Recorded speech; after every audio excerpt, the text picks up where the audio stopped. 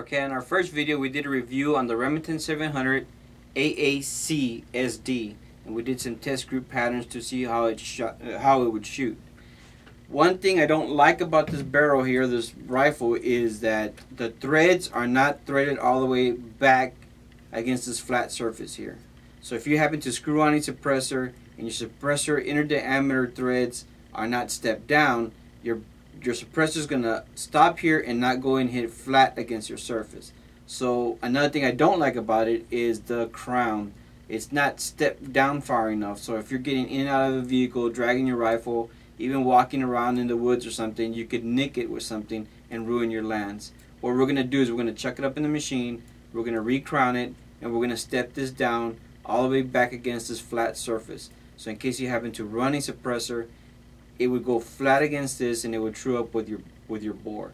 Something I don't like also is this thread protector. This is the factory thread protector it comes with.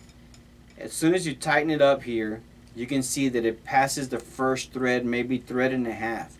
So what happens, the same thing. You can nick it, you can damage your threads, and then you have problems installing a muzzle brake or a suppressor. What we're going to do, we're going to manufacture our own thread protector and make sure that it is past the threads enough to where it protects the threads and the crown of the barrel there. We're also going to go on and remove the trigger and polish up the trigger and lighten up the trigger.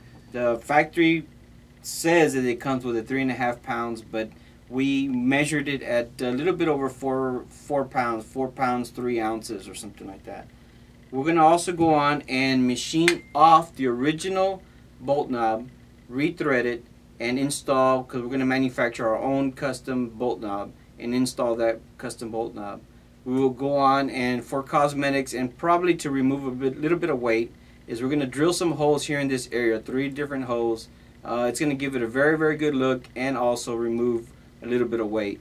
We're going to go on also and chuck it up on the machine, and right here we're probably going to install maybe 4, maybe 6 flutes. Also, 1, it will look good cosmetic wise, and 2, try to lighten up the bolt itself. This part here we're going to probably just do a little bit of cosmetic work. It really serves no function, just cosmetics, just a little bit of looks. We're probably going to do some flutes here or something just to make it look really good. Another thing we're going to do is on our firing pin. This firing pin is a real nice firing pin. We're not going to do much to it. We're just going to polish a little bit of our edges here. Our edges are a little bit rough, so we're going to go ahead and polish it so we have no problems of it snagging on the spring when it's going into forward position here. One of the main things that we're going to do is we decided to change our rifle stock. This is an HS Precision rifle stock. We've had the luxury to get a tour of their facility, how they make their own rifles and how they make their rifle stocks, and it's a very strong composite stock. It has a full aluminum block inside the stock and is very rigid. If you remember in our first video, we talked about the original stock that came with this rifle had some flex to it, so the barrel and the stock would touch here, and this stock is very rigid, so we shouldn't have no problem with that. Another thing we're going to do is right here in this area, we're going to do some epoxy bedding, some marine bedding right here on the recoil lug and the barreled action, and that's basically just to make the barreled action fit a little bit more snug and make the stock and the action one unit to take more recoil. So that's one of the things we're going to do also. Another thing we'll end up doing is lining up our rings and lapping them together so they'll be as one straight together like that. That's probably about it. We're going to do a couple of different other little things. You know, our threads, we're going to go ahead and chase our threads from our scope mount and our receiver here. Okay, here we have a raw aluminum rod chucked up onto the lathe. This is going to be the start of the thread protector.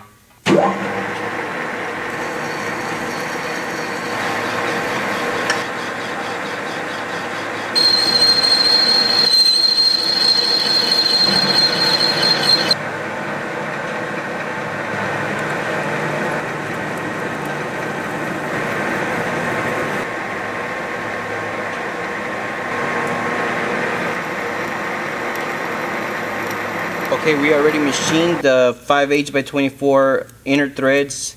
You can see the thread pattern right there. You can also might be able to see where the first thread or thread and a half was stepped down from here to here.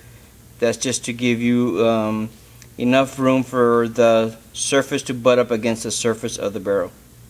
We're going to recrown it, and then we're going to come back and step this down, this area here down, and back against this surface here, and make sure that everything is true and square with each other. Okay,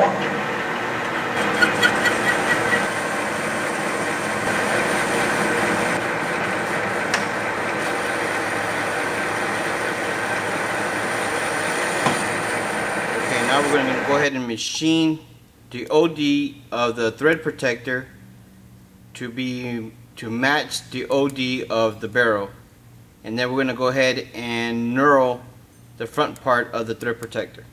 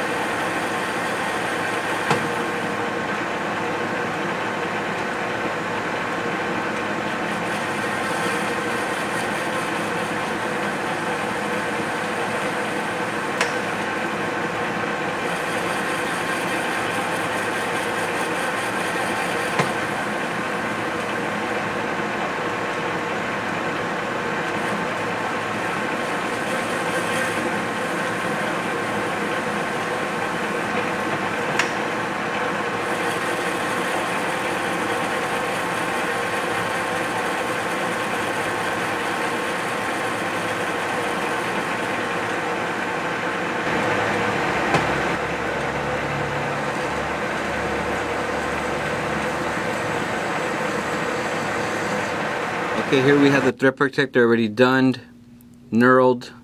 You can see that the OD of the barrel and the thread protector are the same OD. The thread protector has these two knurl spots which are a little bit taller than the original OD, so you can have something to grab onto. You can clearly also see that our thread protector is past our barrel threads, protecting our barrel threads. And you can see right here where we step down the crown, protecting our lands. So this is a much friendly, easier thread protector.